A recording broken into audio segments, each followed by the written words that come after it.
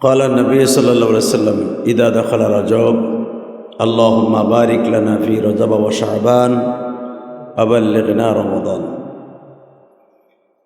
এই হাদিস, এই দোয়াটা যদি কোনো ব্যক্তি রজব মাসের প্রতিটা জুমার নামাজের পড়ে অথবা 5 ওয়াক্ত নামাজের পড়ে আল্লাহ সুবহানাহু ওয়া তাআলা তার 1 বছর হায়াত বাড়ায় দেয়।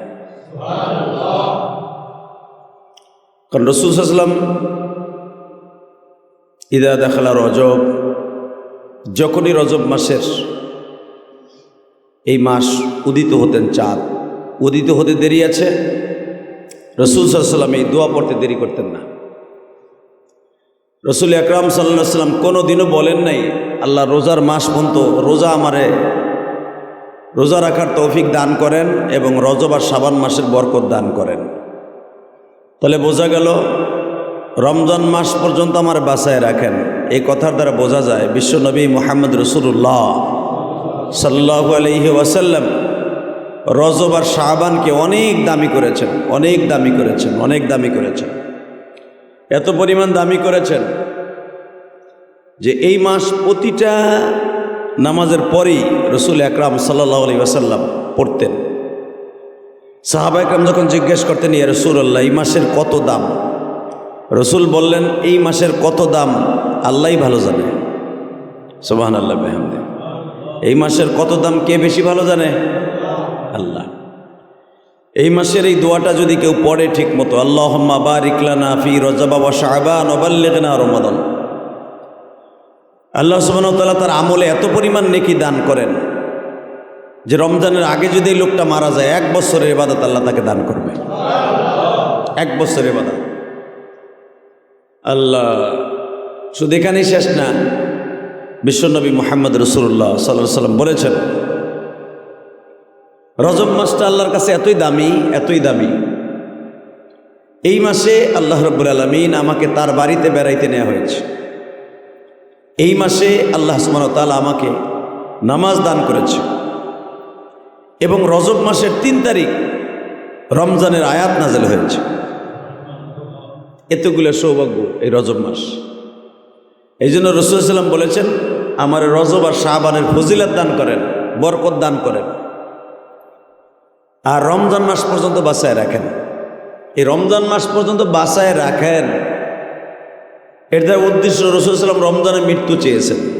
সুবহানাল্লাহ বিহামদিহি। কিন্তু রাসূল এটাও জানেন যে আমার যেই মাসে মৃত্যু ওই মাসে আমার, যেই মাসে জন্ম ওই মাসে আমার মৃত্যু হবে, এটা রাসূল সাল্লাল্লাহু আলাইহি ওয়াসাল্লাম জানতেন। অতএব প্রিয় হাজিরিন, আল্লাহ সুবহানাহু ওয়া তাআলা তার কালামে কারিমের মধ্যে এইভাবে বর্ণনা করেন, যদি কোনো মানুষ রজব মাস পাইল, শাবান মাস পাইল, যদি সে রমজানের আগে মারাও যায়, আল্লাহ তারে পুরো 1 বছরের সওয়াব দিয়ে মৃত্যু দান করবে। আল্লাহ এই রজব মাসে পৃথিবীর সবচেয়ে বড় বড় ঘটনা আল্লাহ ঘটায় দিয়েছেন। কারণ এই রজব মাসে তার প্রিয় হাবিবকে আল্লাহর বাড়িতে বেড়াইতে নিয়েছেন। এই রজব মাসে রমজানের আয়াত নাযিল করেছেন। এই রজব মাসে আল্লাহ রাব্বুল আলামিন জান্নাত জাহান্নামকে সাজাইতে থাকেন। সুবহানাল্লাহ জোরে বলেন না? রজব মাসের থেকে জান্নাত জাহান্নাম সাজানো শুরু হয়, শাবান মাসে সাজানো হয়, রমজান মাসে সাজানো কমপ্লিট হয়ে যায় সাজানো।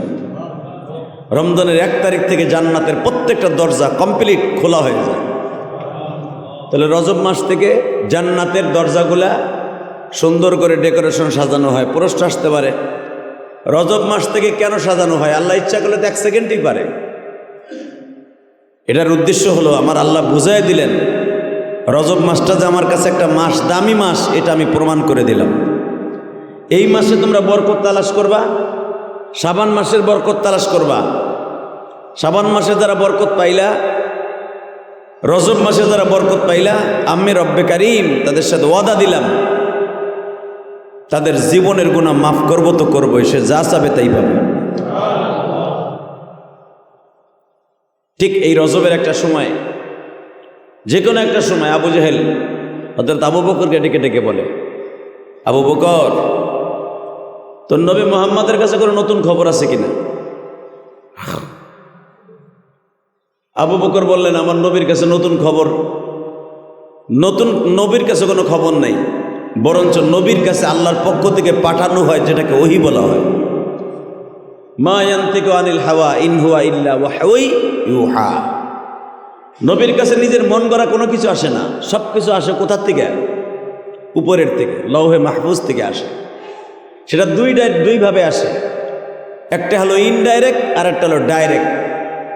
যেটা ডাইরেক্ট আসে সেটা হলো কোরআন, আর যারা ইনডাইরেক্ট সেটা হলো গায়রে মাতলুব, অর্থাৎ আল্লাহরই কথা কিন্তু নবীর মুখ দিয়ে বের হয়েছে, এই জন্য এটা হাদিসে কুদসি হয়ে গেছে। সুবহানাল্লাহ বিহামদিহি।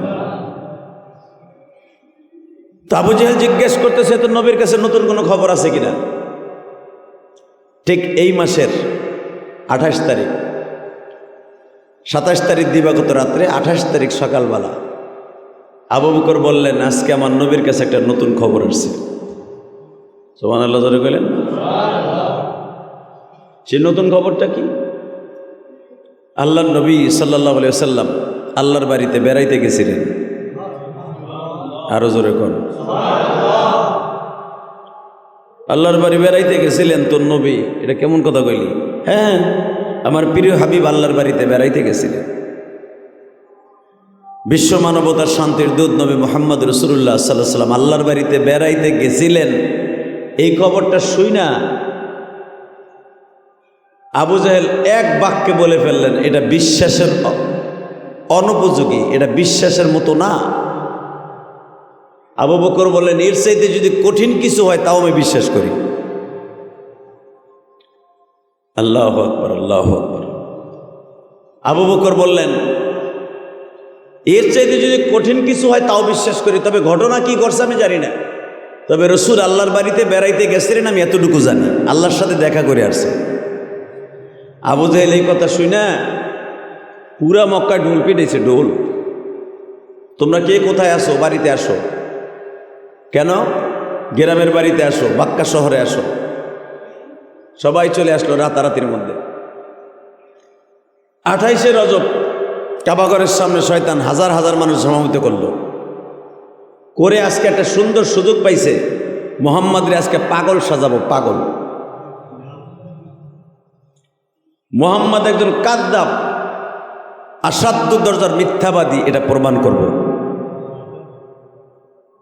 মুহাম্মদ সবচেয়ে বড় যে একটা বাটপার, এটা প্রমাণ করব। হ্যাঁ, নাউজুবিল্লাহ জোরে কান। সুযোগ একটা পাইছে, সুযোগ আর পায় না, আজকে পাইছে। এতদিন চেষ্টা করছে, পায় নাই। কারণ আজকে কেন তারে মিথ্যা সাব্যস্ত করবে? দুইটা কারণ আছে। কয়টা? আজকে আবু জেহেলের শক্তি অনেক বেশি। এক নম্বরে আমার নবীরে যে শেল্টার দিয়ে রাখত, নবীর প্রাণ প্রিয়তমা বিবি মা খাদিজা মারা গেছে। 2 নম্বরে মক্কার ভিতরে সবচেয়ে নবীর বড় বন্ধু যিনি ছিলেন আবু তালেব, সেও মারা গেছে। এখন মক্কায় নবীর 2টা ডাল, দোনোটা ডাল ভেঙে গেছে। যেই ডাল 2টা ধরে নবী মক্কার ভূখণ্ডে দাওয়াত ও তাবলীগের কাজ করেছে, দোনোটা ডাল ভেঙে গেছে। আল্লাহ, দোনোটা ডাল যখন ভেঙে গেছে, আবু জেহেলের সুযোগ পাইছে, আর নবী মুহাম্মদ একটা নতুন একটা কথা কইছে, আল্লাহর বাড়িতে বেড়াইতে গেছে। এটা আশ্চর্য কথা। কোনো মানুষ আল্লাহর বাড়িতে বেড়াইতে যাবে, এটা তো সম্ভবই না। এবং তারা জানো, তাওরাত কিতাবে ঘটনা আছে, মুসা আলাইহিস সালাম আল্লাহরে দেখতে চাইছে, দেখতে পারে না। আর মুহাম্মদ আল্লাহর বাড়িতে যে দেখতে আইছে, এটা কেমন কথা হইলো? এটা তো বিশ্বাসের করাই যায় না। সুযোগ পাইছে আজকে ওর মিথ্যা সাব্যস্ত করার জন্য যা কিছু দরকার সব করব। এমনকি বড় বড় লিডার মক্কার সবগুলারে রেডি রাখছে যে মুহাম্মদ যদি সত্যিকারের খবর না দিতে পারে যে আল্লাহর বাড়িতে গেছে, কোন কোন জায়গায় গেছে, তাহলে মুহাম্মদের এমন মাইট দিমু, জীবনের তেরে শেষ করে দেব। আমার নবীরে কেউ মারতে পারবে? জোরে কোন, আরো জোরে।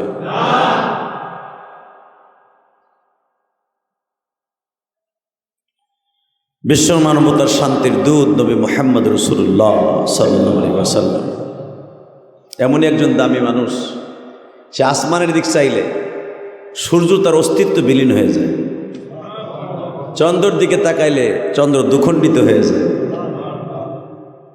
পাহাড়ের দিকে তাকাইলে স্বর্ণ হয়ে যায়। এক গ্লাস পানি দিয়া শত শত সাহাবীদের খাবার হয়ে যায়।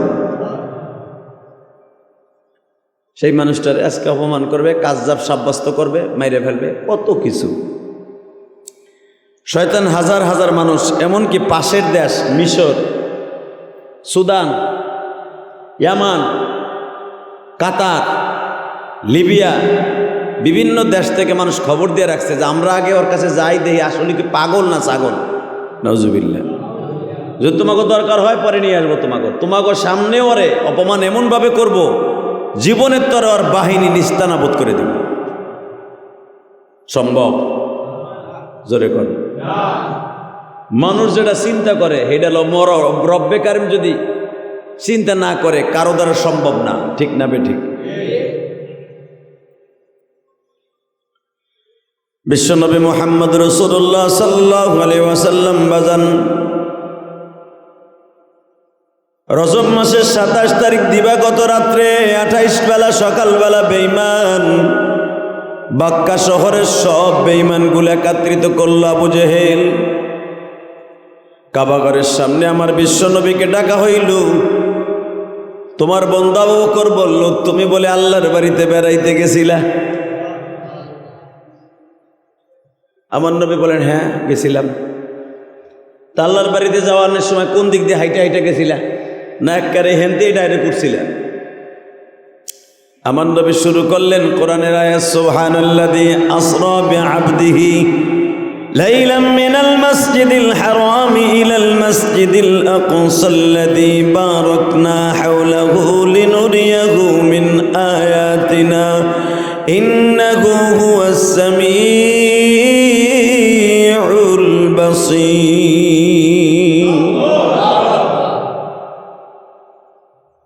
কোরআন আয়াত শুরু করলেন।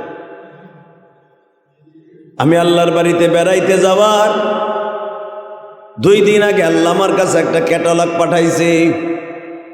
সুবহানাল্লাযী আসরা বিআবদিহি লাইলাম মিনাল মাসজিদিল হারাম। এ বেঈমান আবু জেহেল, ভাবছিলাম আমারে ধরা খাওয়াই দেবা, মিথ্যা সাব্যস্ত করবা। আমার মালিক আমারে কেমনে কেমনে নিছে আমার কোরআন থেকে বর্ণিত শোনো। সুবহানাল্লাযী আসরা, ওই পবিত্র সত্তা যিনি তামাম পৃথিবীর মালিক। ঠিক না বেঠিক? দুনিয়ার মালিক কে? হ্যাঁ, লজ্জা লাগে মনে হয় কইতে। সুবহানাল্লাযী আসরা, ওই পবিত্র সত্তা যিনি আমারে বানিয়েছে, আবু জেহেল তোরেও বানাইছে, আসমান জমিন বানাইছে। ওই মালিক আমারে গতকালকে রাত্রে ঠিক 12টা 1 মিনিটে আসরা বিআবদিহি, আমারে তার প্রিয় বান্দারে এক রাত্রে। আসরা শব্দের অর্থ নাক, আসরা মানে ভ্রমণ। লাইলাম মিনাল মাসজিদিল হারাম, ঊর্ধ্বগমন। আমার ইসরা করিয়েছে, ঘুরিয়েছে। আবু জেহেল কয়, তারপরে কি? কই ঘুরছর, কই কই কই ঘুরলি? নাউজুবিল্লাহ বলেন না? বেয়াদব তো, বেয়াদবের দ্বারা সবই সম্ভব। ঠিক না বেঠিক? বেয়াদবের দ্বারা কি সবই সম্ভব।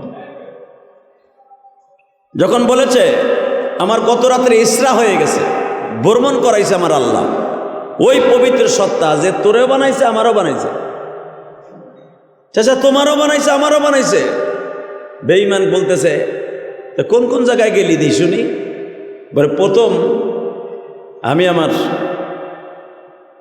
ফুপির ঘরে ঘুমাইয়াছিলাম, ফুফাতো বোনের বাসায়, উম্মে হানি। আসরা বিআবদিহি লাইলাম মিনাল মাসজিদিল হারাম। লাইলা এখানে নাকেরা, মারেফা না, সুনির্দিষ্ট সময়, অনির্দিষ্ট সময়ে। মারেফা হলো নির্দিষ্ট, আর নাকেরা হলো অনির্দিষ্ট কালের জন্য, যেটা মানে কতটুকু সময় আমারে ঘুরাইছে আমি নিজেও জানি না, আল্লাহ জানে। কিন্তু রাত একটা, রাত কয়টা? রাত একটা ঘুরাইছে আমারে 27,000 বছর।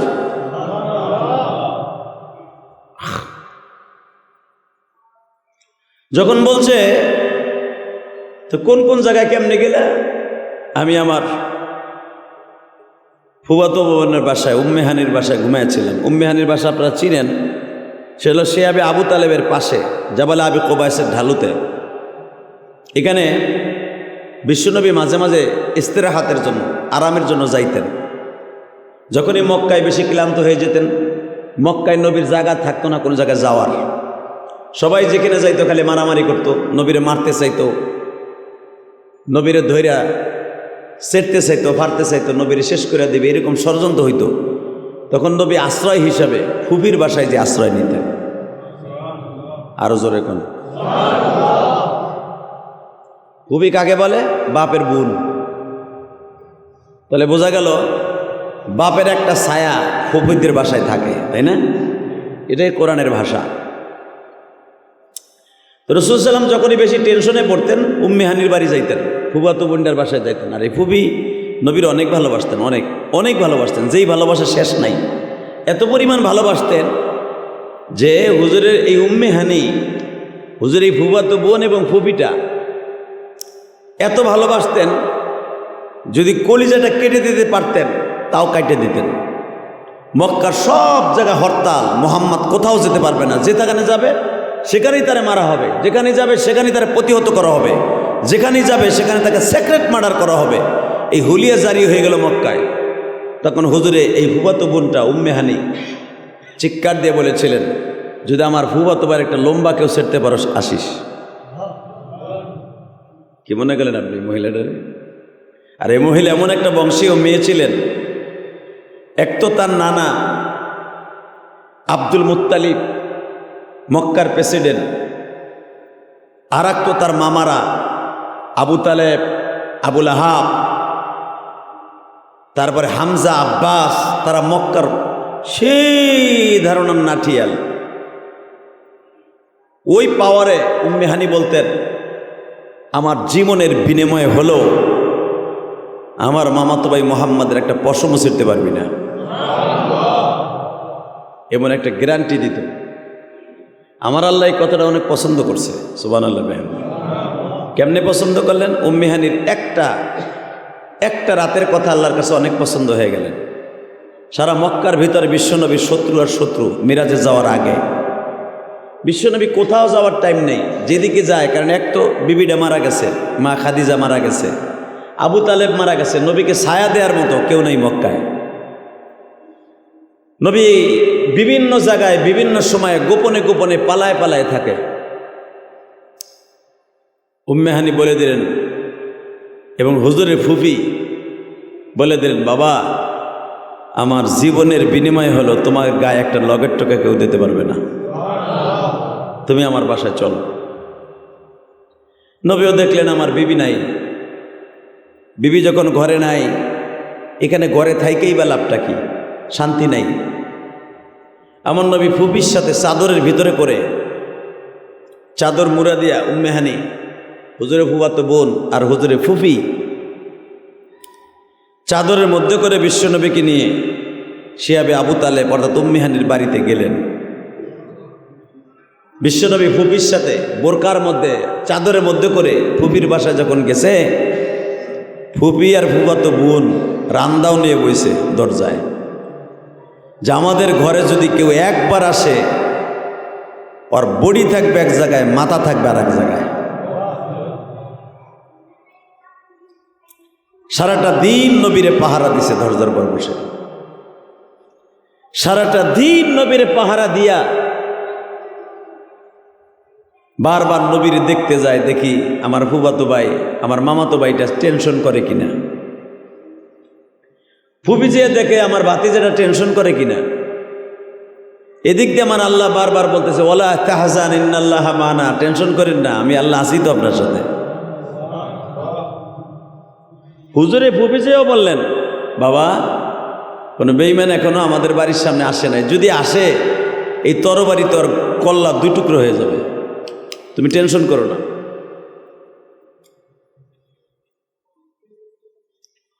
উম্মে হানির বাড়ি থেকে কেন আল্লাহ তার বাড়িতে বেড়াইতে নিলেন? এখানে একটা মওজা ইস্তেশাল।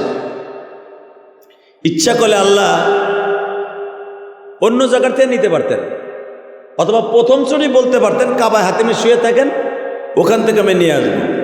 কিন্তু এই ফুপিটার ফুয়াতো বোনের বাসার থেকে কেন নিলেন? এখানে সলে মুকদ্দার জব হলে এটা উম্মে হানি নবীকে এতই ভালোবাসতেন যে রসুল যদি রাস্তা দিয়ে হাইটা পায়ে একটা কাটা পড়তো উম্মে হানি ব্যথা পাইত। আরো জোরে কোন, আরো জোরে। এমন ফুফু কয়জনের আছে কোন? বাংলাদেশে এমন ফুফু আছে বাতিজাগর সম্পদ মাইরে খাওয়ানোর লেগে ঘুরে বেড়ায়, ঠিক না বেঠিক? হালাকে ফুফুটা কিন্তু এক রাওয়ায়াত আছে তখনও উম্মে হানি কালেমা পড়ে নাই। কালেমা পড়ার আগেই তার ভাতিজাটারে জীবনের চাইতে বেশি ভালোবাসে।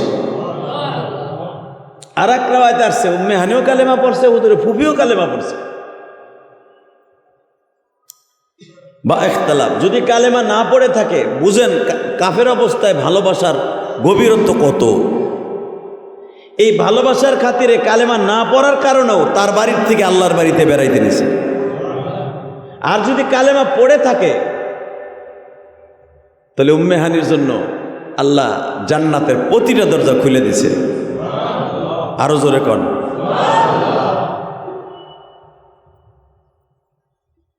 উম্মে হানি ঘরের দরজায় তরবারি নিয়ে দাঁড়িয়েছে, যদি কোনো বেঈমান ভাতিজার কাছে অথবা আমার মামাতো ভাইয়ের কাছে একটা সময়ের জন্য, যদি একটু সময়ের জন্য ডিস্টার্ব করতে আসে, ওর কল্লা থাকবে এক জায়গায়, বডি থাকবে আর এক জায়গায়। বাংলাদেশেও যদি আমার নবীর বিরুদ্ধে কেউ কথা বলে, ওর কল্লা থাকবে এক জায়গায়, বডি থাকবে আর এক জায়গায়।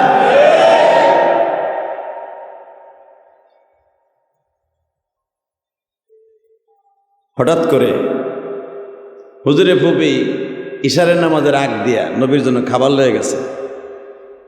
তাফসিরে মারুফুল কোরআনে দেখলাম সূরা বনী ইসরাঈলের তাফসিরে আসছে, খাবার নিয়ে গেছে, নবী আমার খায় না, খালি চোখ দিয়ে পানি পড়ে। উম্মে হানি জিজ্ঞেস করে, বাবা আপনার কি টেনশন লাগতেছে? আপনার কি অনেক টেনশন লাগতেছে? নবী বলে, ফুপি আমার কোনো টেনশন নাই, তবে ভাল লাগে না আমার উম্মাতগুলো এইভাবে আমার চিনল না, কিন্তু যে সময় চিনবো সেই দিন আমি নবী আর থাকবো না। উম্মে হানি বলেন, বাবা আমি তোমার দরদ বুঝি, তোমার কষ্টটা বুঝি, তোমার মালিকও তোমার কষ্ট বুঝে।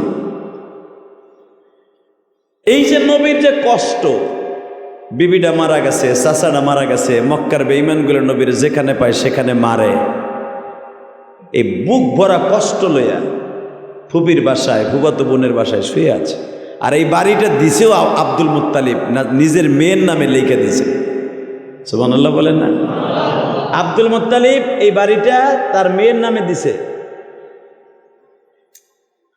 তো এই অবস্থায় উম্মে হানি হুজুরে ফুপি বলে, বাবা তোমার টেনশনের কোনো কারণ নাই, সারাটা রাত্র রিল্যাক্সে থাকবা, ঘুমাইবা, আমি তোমার ফুপি, তোমার বাবার ঘেরান আমার গায়ের থেকে আসে, কারণ তোমার বাবার চেহারা আর আমি তোমার ফুপুর চেহারা একই কোয়ালিটির মানুষে বলে, এই জন্য আমি তোমার ভালোবাসি, আর তোমার চেহারার সাথে আমার চেহারার মিল আছে। আমি রাস্তায় বের হলে সবাই বলে, ওই যে দেখো মোহাম্মদের সবচেয়ে বড় বান্ধবী আইছে। অতএব তোমার আমি কত ভালোবাসি তুমি নিজেও জানো না।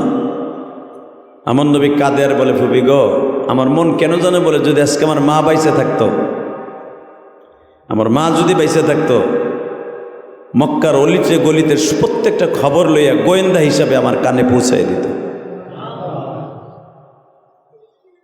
এইবার উম্মে হানি হুজুরে ফুপি একটা লাভ দিয়ে দাঁড়ায় বলে, বাবা তুমি কি ভাবো তোমার খবর আমি লই না?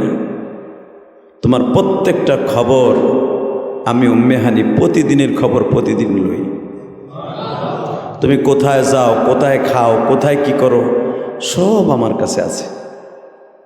তুমি যদি এক একটা করে আমারে বলতে শুনতে চাও, আমি এক একটা করে বলে দিতে পারি। তুমি গতকালকে আবু জাহেলের হাতে থাপ্পড় খাইছো, পুরা মক্কার মধ্যে এলান হয়ে গেল, উতবা বিন রুবিয়া তোমার চোখের মধ্যে এক মুষ্টি বালু মেরে দিছে, তুমি যন্ত্রণায় কালকে রাত্রে ঘুমাইতে পারো নাই। ওই যন্ত্রণাটা দূর করার জন্য আজকে আমার বাড়িতে আনছে তোমার ঘুম পড়াবার জন্য।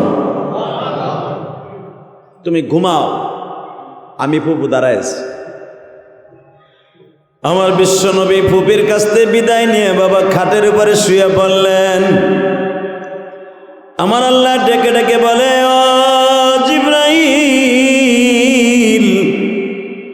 জান্নাত থেকে স্পেশালি 70,000 ফেরেশতা লও,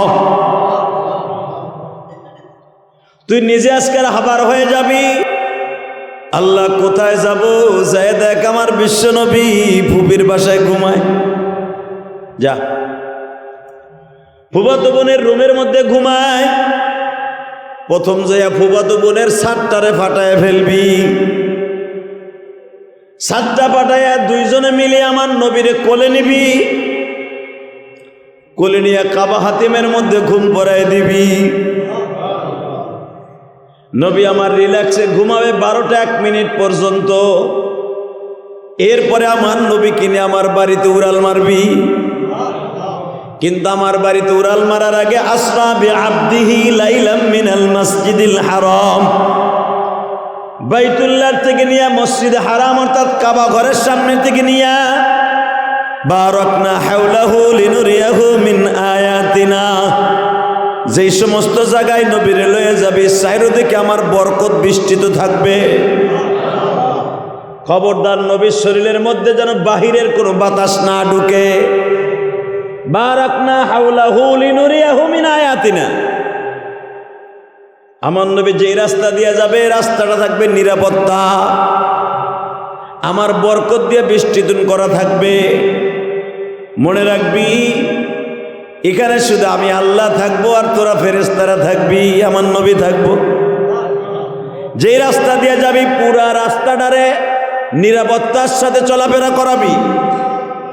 কোনো বেঈমান যদি সামনে বাজে ওরে দুনিয়ার থেকে খতম করে দিবি। জিবরাইল বলে, আল্লাহ তুমি তো সবই জানো, জমিন তোমার, আসমান তোমার, বারাকনা হাওলাহু লিনুরিয়াহু, সবই তো তোমার। নবীর সামনে আবার কে আসবে? জিবরাইলে তারপর সতর্কতামূলক বললাম, আমার নবীর আমার বাড়িতে আনতে যাইয়া যদি কোনো ভেজাল হয় দুনিয়ার সব কিছু খতম করবি, নবীরে আমার বাড়িতে হাজির করবি।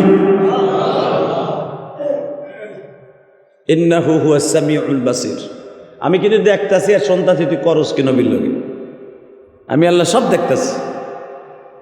নবী ঘুমিয়ে আছে ডাইন হাতটা কাঁধে দিয়া, বিবি নাই, চাচা নাই। ইন্দিমি টাইমে জিবরাইল হুজুরের মাথার কাছে দাঁড়ানো, মিকাইল পার কাছে দাঁড়ানো। নবী আমার আরামে ঘুমাচ্ছে। জিবরাইল আল্লাহরে জিজ্ঞেস করে, আল্লাহ উডামু কেমনে? আল্লাহ বলে উড়ান যাবে না, নবী ঘুমাবে এইভাবে কোলে করে নিয়ে কাবা হাতিমে ঘুম পড়াবে। ছোট বাচ্চা এক খাটে ঘুমাইছে, অন্য খাটে নিলে কিন্তু বাচ্চা ঠিকও পায় না যে কখন তারা বারান্দার থেকে ঘরে নিয়ে গেছে, ঠিক না? ঠিক আমার নবীর ঘুমটা মিরাজের রাত্রে এরকমই। জিবরাইল কোলে নিছে, মিকাইল পার কাছে ধরছে, 70,000 ফেরেশতা বারাকনা হাওলাহু লিনুরিয়াহু মিন আয়াতিনা। 70,000 ফেরেশতা পুরা জায়গাটারে আমানতের সাথে একবারে নিরাপত্তার সাথে এমনভাবে আল্লাহর বরকত দিয়ে সাজাইছে যে নবীর গায়ে কোনো গজবের আবহাওয়া স্পর্শ না করে। উম্মে হানির ঘরের থেকে কাবা হাতিমের মধ্যে শোয়াই দিলেন।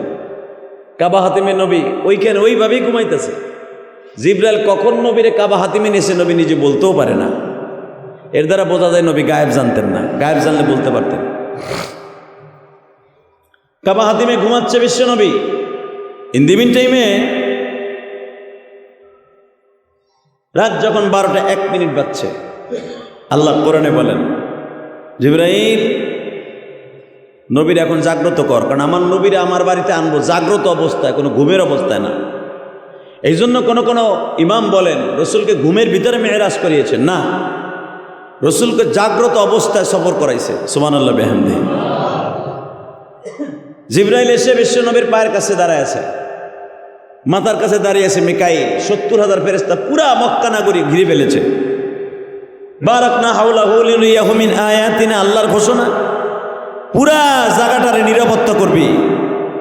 আমাদের প্রধান উপদেষ্টা বর্তমানে ডক্টর ইউনূস সাহেব যদি এই কেরানীগঞ্জে আসে, বাবুবাজার ব্রিজ সহ তার বাসভবন থেকে নিয়ে, গুলশান 2 নাম্বার থেকে নিয়ে, বনানী রোড হইয়া, ইংলিশ রোড হইয়া একবারে পুরা গুলিস্তান সহকারে মনে একটা কুত্তাও রাস্তায় থাকবো না। কথা বলে না কেন?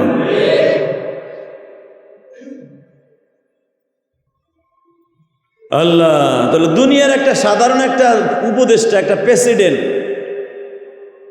প্রেসিডেন্ট যদি আমাদের দেশে যদি আমেরিকান প্রেসিডেন্ট ডোনাল্ড ট্রাম্প আসে, ডোনাল্ড ট্রাম্প যদি বাংলাদেশে নামে, শেরাটন পর্যন্ত সে আসবে, বিমানবন্দর থেকে মনে হয় একটা কুত্তাও থাকবে না। কথা বলেন না কেন? জোরে কর, আরো জোরে। দুনিয়ার একটা লাল কুত্তা প্রেসিডেন্ট, এই লাল কুত্তা প্রেসিডেন্টের শেরাটন আর পর্যন্ত আনতে যদি একটা কুত্তাও না থাকে, মেউরা কুত্তাও না থাকে, পৃথিবীর শ্রেষ্ঠ মহামানব উনি যাবেন আল্লাহর বাড়িতে, কিছু থাকবে? হ্যাঁ,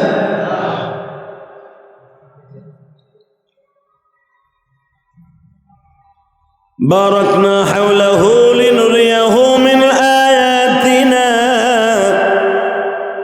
ইন্নাহু হুয়াস সামিউল বাসীর।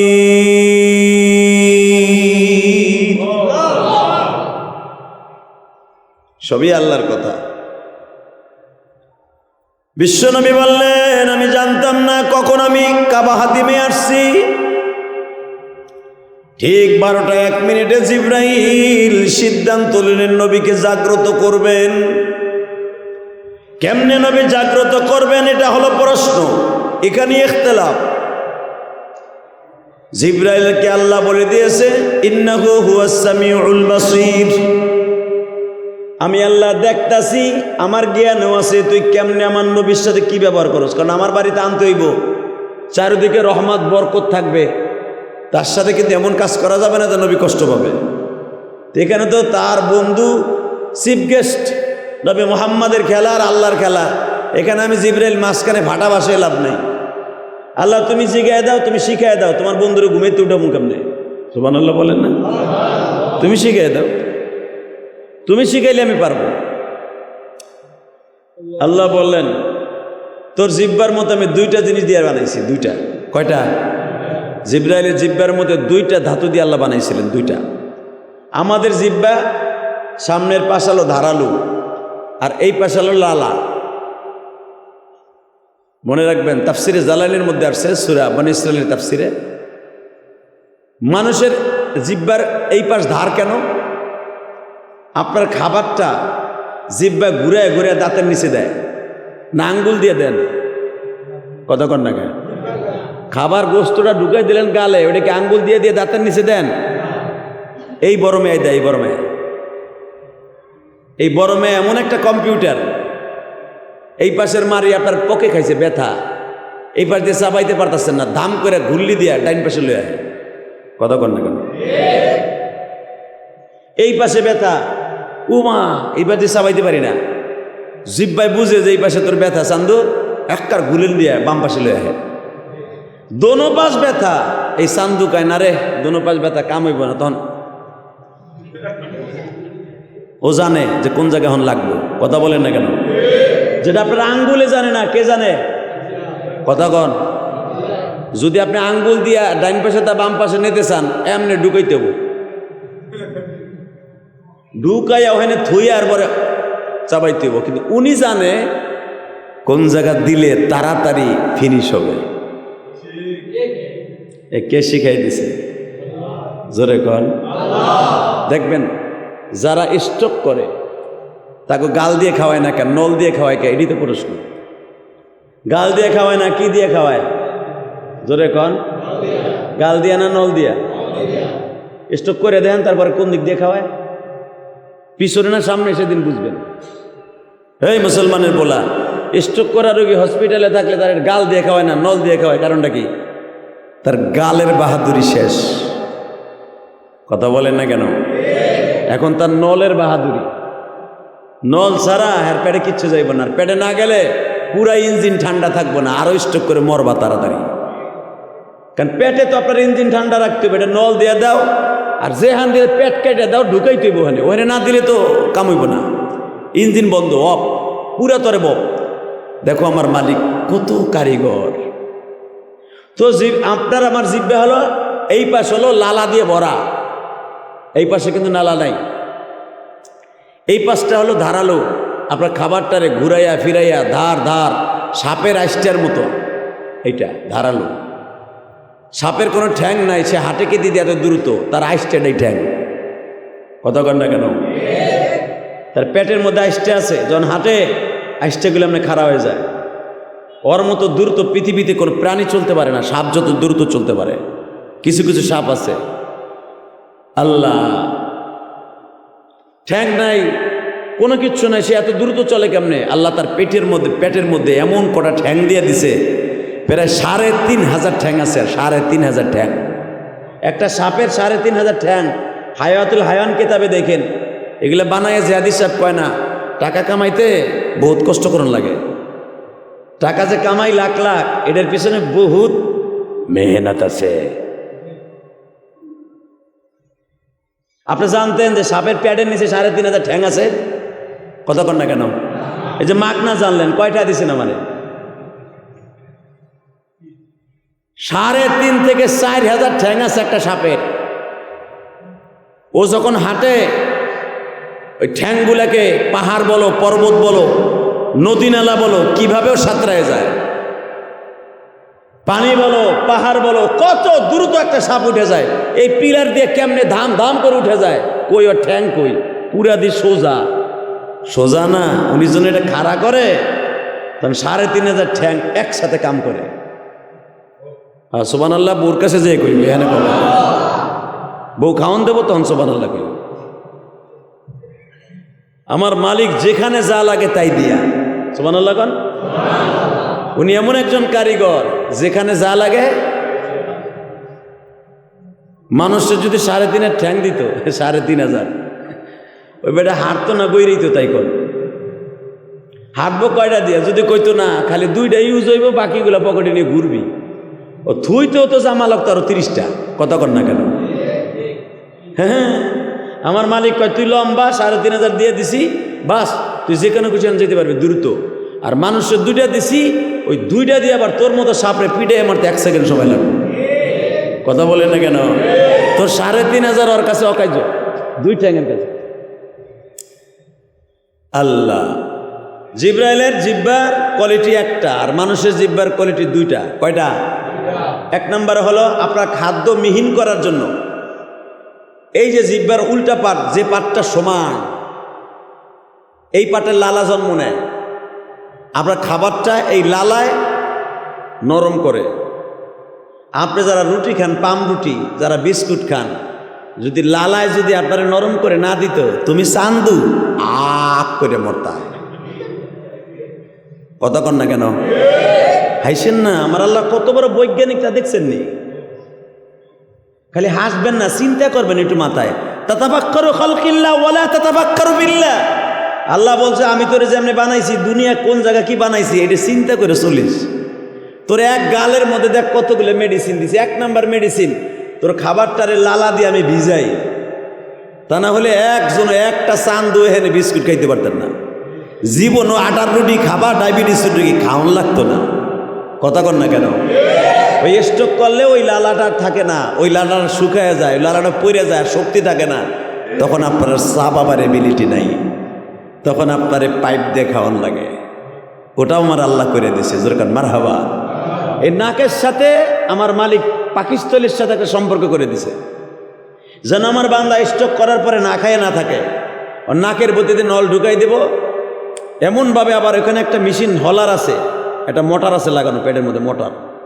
নাক দিয়ে খাইলে আবার টানে কেমনে খাবার, ওই মেশিনে টাইনে টাইনে নাক দিয়ে তোমার পেটের মধ্যে লয়ে যায়। তখন গালের কাম শেষ, নাকের কাম শুরু। মারহাবা বলেন, আরো জোরে বলেন।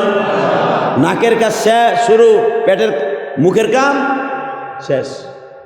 লালা দিয়ে তোর খাবার ভিজাই, এই জিব্বা দিয়ে টাইনে টাইনে দাঁতের নিচে ঢুকাই। আমি রব, এত কিছু করার পরও যদি তুই 5 ওয়াক্ত নামাজ না পারস, আল্লাহ ক বান্দা আমি তোর তখন কি করবো? তুই ক।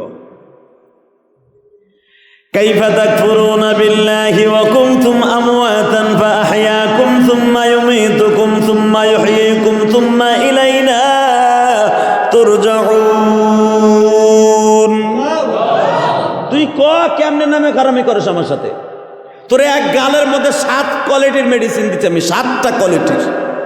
1 নম্বরে দেখ, তোর চোখের মধ্যে ব্যথা পাইছ, তোর গালের মধ্যে এমন একটা গরম হাওয়া আছে, ফু দিয়া চোখে লাগাই দেখ, 30 সেকেন্ডে ভালো হয়ে যাবে। আল্লাহ যারা আসতে কয় হ্যাঁ চোখ দুটো বাদ করে দাও। সত্য না মিথ্যা? পৃথিবীর এমন কোনো মেডিসিন নাই আপনার চোখের ব্যথা দ্রুত ভালো করে দিতে পারে।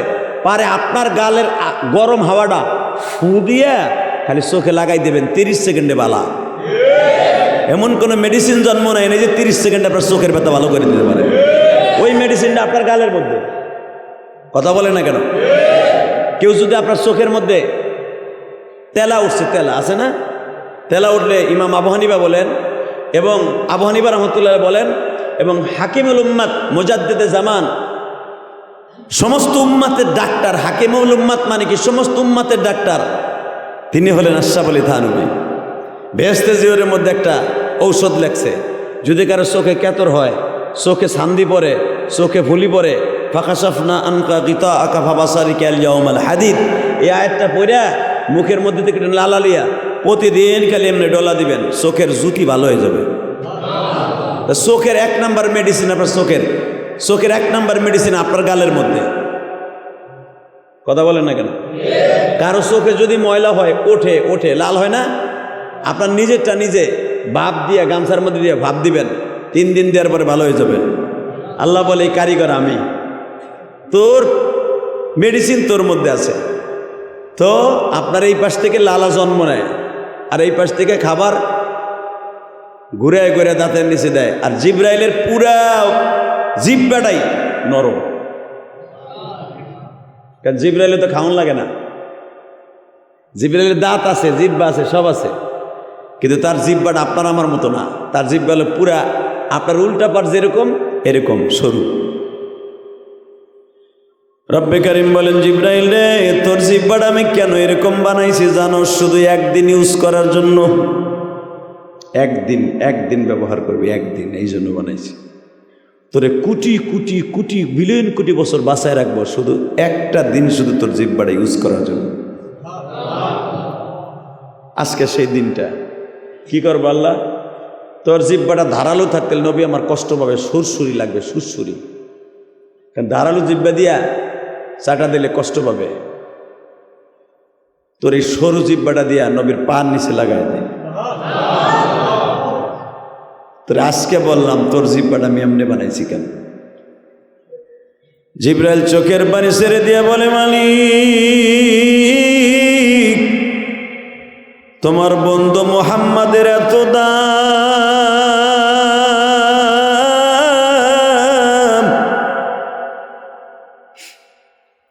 এত দাম তোমার নবী,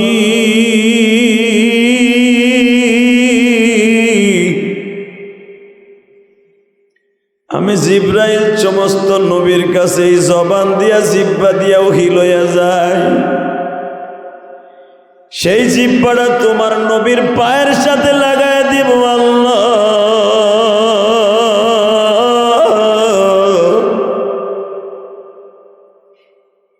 আমার আল্লাহ বলে, জিব্রাইল রে, শুধু তোর জিব্বা না, সারা দুনিয়া বানাইছি ওই কদমটা লাগিয়া।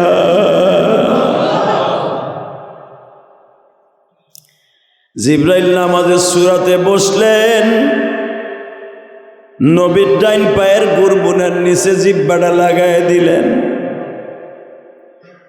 যখন জিব্বাটা লাগাই দিয়ে আস্তে আস্তে করে বাজান নবীর পায়ের মধ্যে স্পর্শ করে, নবী আমার লাফ দিয়া যেন না উঠে। জিব্রাইল আবার মাথার কাছে না লাগাইয়া পার কাছে বসাইছে, মিকাইল রে মাথার কাছে। যখনই আমার নবী পায়ের মধ্যে আঘাত পাইছে, লাফ দিয়ে উঠতে গেছে, মিকাইল নবীরে এইভাবে বুকের মধ্যে চাইপা ধরছে। ফিস ফিস করে নবীর কানে বলে, নবী আমি কিন্তু মিকাইল, পায়ের কাছে জিবরাইল। নবী আমার আস্তে করে বসে বলে, জিবরাইল রে, এই সূরাতে তুমি আমি বুঝলাম না। নবী আপনারে কখন কাবা হাতেমে আনছি আপনি জানেন না? কিছুই জানি না। অনেকদিন আমি রাত্রে ঘুমাই না, আজকে একটু রিল্যাক্সে ঘুমাইছিলাম, একটু রিল্যাক্সে ঘুমাইছি রে জিবরাইল। কারণ গত 2 দিন আগে উতবা বিন রুবিয়া, সাইবা বিন আজওয়ালা, নজর বিন হারেস কাবা ঘরের সামনে আমার গলাটা চিপা ধরছিল। উতবা বিন রুবিয়া, নজর বিন হারেস আমার মুখের মধ্যে এতগুলো এক মুষ্টি বালু মেরে দিছিল। চোখের যন্ত্রণায় 2 দিন ঘুমাইতে পারি না গো। আজকে আমার ফুপির বাসায় ঘুমাইয়াছিলাম, এতটুকু জানি। সঙ্গে সঙ্গে বলে, নবী গো, গত 2 দিন আগে একটা ক্যাটালগ দিয়ে গেছিলাম, সুবহানাল্লাযী আসরা বিআবদিহি লাইলাম মিনাল মাসজিদিল হারাম মিনাল মাসজিদিল আকসা বারাকনা হাওলাহু লিনুরিয়াহু মিন আয়াতিনা ইন্নাহু হুয়াস সামিউল বাসীর। নবী ক্যাটালগটা একটু দেখছিলেন? আমারে নাজেল করছে, আমি পর্যন্ত রেখে দিছি। কইতে কইলে বেটা তার আমি জানি না। নবী ক্যাটালগে যেভাবে যেভাবে আছে ওইভাবে আপনি আল্লাহর বাড়িতে যাবেন ইনশাআল্লাহ তাআলা। আমার নবী মেরাজের রাত্রে 27শে রজব আল্লাহর বাড়িতে বেড়াইতে যাবে ইনশাআল্লাহ। বলেন ইনশাআল্লাহ। 5 ওয়াক্ত নামাজ নিয়ে আসবেন। রজব মাসের 3 তারিখ রমজানের আয়াত নাজিল হয়েছে। এই জন্য এই মাসটা অনেক দামি। এই মাসে যদি কেউ একটা নফল আদায় করে, অন্য মাসের থেকে 10 গুণ সওয়াব বেশি হবে। শাবান মাসে যদি কেউ একটা নফল কাজ করে, অন্য মাসের থেকে 10 গুণ বেশি নফল সওয়াব হবে। রমজানে 70, রজব আর শাবানে হলো 10। এই মাসে মাসে বেশি বেশি রোজা রাখবেন, নামাজ পড়বেন ইনশাআল্লাহ। বলেন আল্লাহ সুবহানাহু ওয়া তাআলা তার বন্ধুরে আল্লাহর বাড়িতে কেমনে কেমনে নিছে, এটা বলার জন্য লং টাইম দরকার। প্রতিটা জুমায় রজব মাসে শাবান মাস মিলিয়া আল্লাহর বাড়ি গেলেন, কেমনে গেলেন, কি পোশাক পরলেন, কি জুতা পাই দিয়ে গেলেন, নবীর আল্লাহর বাড়িতে নিয়ে কি কি খাইতে দিলেন, এগুলো প্রত্যেকটা মুসলমানের জানার দরকার। ঠিক না বেঠিক? জোরে বলেন, আরো জোরে। নবী আমার যাবে, কিভাবে যাবে, কোন বিমানে যাবে, বিমানের ভাড়া কত, বিমানের ভাড়া নবীর কাছ থেকে আল্লাহ রাখবেন কি রাখবেন না জানার দরকার আছে না? বুরাক নামে বিমান যেটা যাবেন, ওটা ট্যাক্স দিবে না? ওটা চলবে কিসে, তেলে না মোবিলে? এটা তো জানার দরকার আছে। অতএব আল্লাহ সুবহানাহু ওয়া তাআলা আমাদের সবাইকে কবুল করেন। এই রজব মাসের প্রত্যেকটা আমল আল্লাহর কাছে 10 গুণ বেশি। তাহলে এক ওয়াক্ত নামাজ পড়লে 10 গুণ সওয়াব পাবেন ইনশাআল্লাহ। বলেন এই মাসের রোজা আছে 15 তারিখ, রোজা আছে 15 তারিখ, 14 তারিখ রোজা আছে, রাখবেন। 29 তারিখ, 28 তারিখ রোজা আছে, রাখবেন। আল্লাহ তাআলা আমাদের সবাইকে কবুল করেন। আসুন দোয়া করে আস্তাগফিরুল্লাহ রাব্বি মিন কুল্লি জামবি ওয়া আতুবু ইলাইহি লা হাওলা ওয়ালা কুওয়াতা ইল্লা বিল্লাহিল আলিয়্যিল আযীম লা ইলাহা ইল্লাল্লাহু মুহাম্মাদুর রাসূলুল্লাহ। আল্লাহুম্মা আমিন। ربنا ظلمنا أنفسنا وإن لم تغفر لنا وترحمنا لنكونن من الخاسرين. اللهم اغفر لنا ولوالدينا رب ارحمهما كما ربياني صغيرا. اللهم انصرنا حلالا طيبا مباركا فيه اللهم اهدنا فيمن هديت وعافنا فيمن عافيت اللهم ارزقنا حلالا طيبا مباركا فيه اللهم انت السلام ومنك السلام وإليك يرجع السلام حينا ربنا بالسلام وأدخلنا الجنة دارك دار السلام تباركت ربنا وتعاليت يا ذا الجلال والإكرام رب ارحمهما كما ربياني رب العالمين গুনার বোঝা মাথায় লইয়া তোমার শাহী দরবারে হাত তুলেছি। রজব মাস পর্যন্ত বেঁচে আছি, হাজারো শুকরিয়া। গত বছর এই রজব মাসে কত মানুষ বেঁচে ছিল, আজকে কবরের বাসিন্দা। মালিক রে,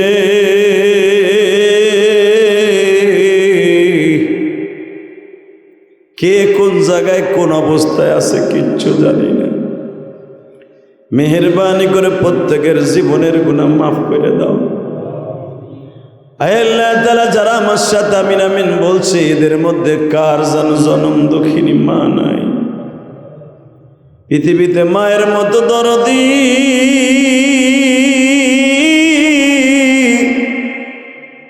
এই জগতে নাই।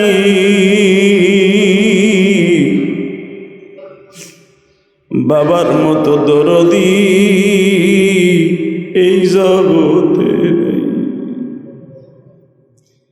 যাদের বাবা মা কবরে, কবরটা জান্নাতের বাগান বানায় দিও। এই রজব মাসের খাতিরে তাদের আমলগুলা 10 গুণ বৃদ্ধি করে দিও। আল্লাহ মসজিদ মাদ্রাসায় যারা দান করে তাদের দানগুলা কবুল কইরা লইও। সারা বাংলাদেশের মাদ্রাসাগুলো কবুল করে লো। আমার ছোট্ট দেশ বাংলাদেশকে সমস্ত শয়তানের ওয়াসওয়াসা থেকে হেফাজত করো।